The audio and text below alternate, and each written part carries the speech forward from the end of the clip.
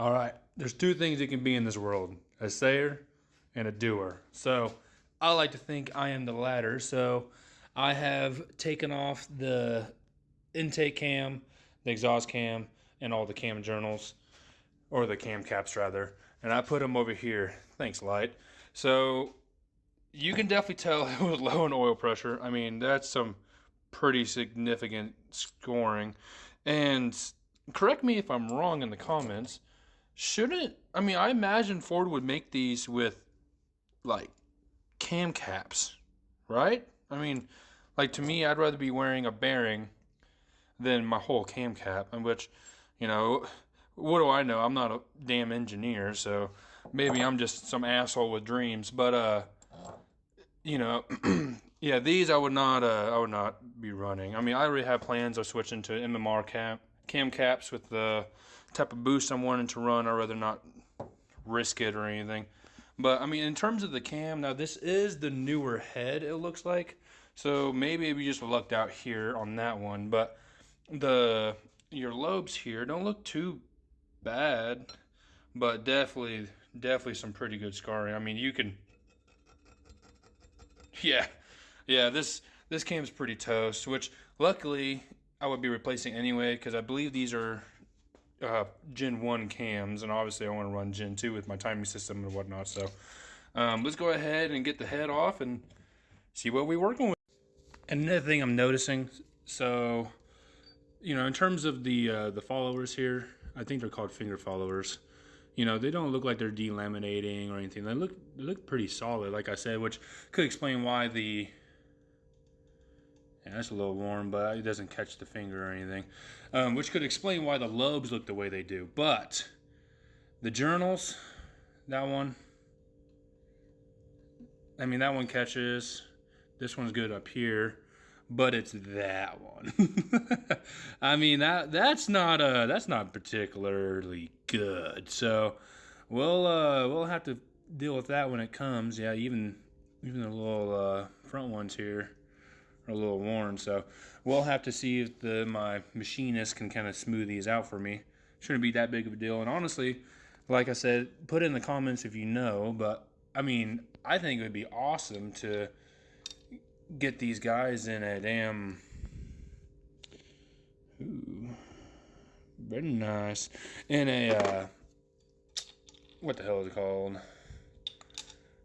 with some cam bearings. I mean, it's just, I don't know, to me it's just so silly that it doesn't have it. But anyway, I'm gonna go ahead and get the finger followers and the oh god damn it, and the rollers here out, and then we'll see about the springs. All right, head is off, and first impressions. I am glad I am getting, yeah, I am glad I'm getting pistons. So, you know, carbon deposits happens, especially when you have a car that breathed its crankcase back into the car. I mean, it's just gonna kind of happen. But what I'm really nervous about are those little guys. Okay, maybe not. I thought they were impressions. Like, well, that sucks. Looked like valves got to meet the piston. So, but for whatever reason, number what's that? 5? Yeah, 5 here. No, 6. Yes, duh. 6. If you look at the head, all of them look fine, except that little guy right there. So I don't really know what that's all about. It looked like, I mean, who knows how long this motor hasn't been running. So, you know, obviously when you pull the head, there's going to be some coolant. So maybe just some coolant kind of got stuck in there or something. I'm not too terribly worried about it, but I'm going to have to clean up the valves for sure and see if there's any scarring on them or any indentions or of the sort. Even that spark plug, I mean, that's, I don't know why number 6 right here got the brunt of it. But first impressions, it's a motor. I mean, you can't really complain when you buy something for $1,000. That's usually not, you know. So I think for the price, come on, there you go. For the price of it, I mean, you can't even buy blocks really for $1,000 anymore. So since we got this side, let's go ahead and get the other side off, and I'll see you then. All right. Well, this side's even worse. I mean, you can. I don't need to put my finger in that. Giggity. I mean, you can just tell how bad that is. I mean, it's really a good thing that I'm changing all this. I mean, even the cam. I mean, look at that. Look at that, guys. And another thing is on this one, how I mentioned there's no delamination on the others on the other side. I mean, this side looks like it's starting to. So I'm going to have to change that, which, you know, obviously I'm not just going to change one side. But yeah, not looking good, guys. For whatever reason too, maybe this is just a Coyote thing. The damn exhaust side on this side and the other was hard as hell to get out.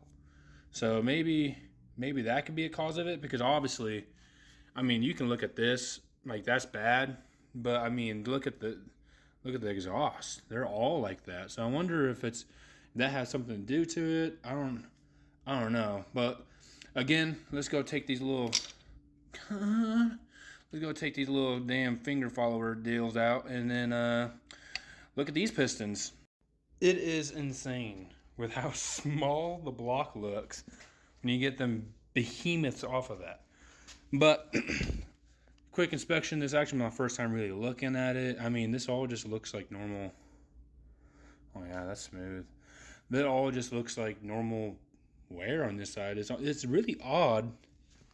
I almost think this side had a problem and they just put new heads on it, because even if you look at the head itself, so this is the passenger, the one I just took off, and this is the driver. Obviously that one's newer, but it looks so much like worse. I mean, look at all those intake valves. They all look exactly how they're supposed to. The exhaust, I mean, a little dirty, but ain't nothing bad. And then you get that odd ducking. So I don't really know about that. If you guys have more insight, I mean, obviously, if you can't tell, this is my first time breaking down a Coyote. The one in mine, I got it from a junkyard, or LKQ technically. So I haven't changed the gaskets on that, oil pan, nothing. So this is my first time really taking a look at it. I think I have my work cut out for me, you know, first time and all that. But the beautiful thing is we'll do it together. And here's my ugly ass mug. But, you know, if you have friends that's interested in new motors and all that, and I think especially it comes from a different light with me, because this is going to be my first one I've rebuilt and whatnot. And so, you know, it's a good learning process with both of us, or all of us rather. And, you know, but sometimes you need a dummy to break it down for you. You know, no offense to you, but I know I'm the same way, where sometimes, you know, people say actual terms and I'm like, you mean the little roller things? So, you know, help, give it a like, follow, comment, tell me if there's supposed to be caps. That's just insane to me. Am I alone in that, where I think it should definitely be caps? I mean, bearings on the caps. But anyway, this has been episode 1. Obviously, I have to get this thing on the cherry picker and the motor stand and whatnot, and then we'll go and break down the crank. So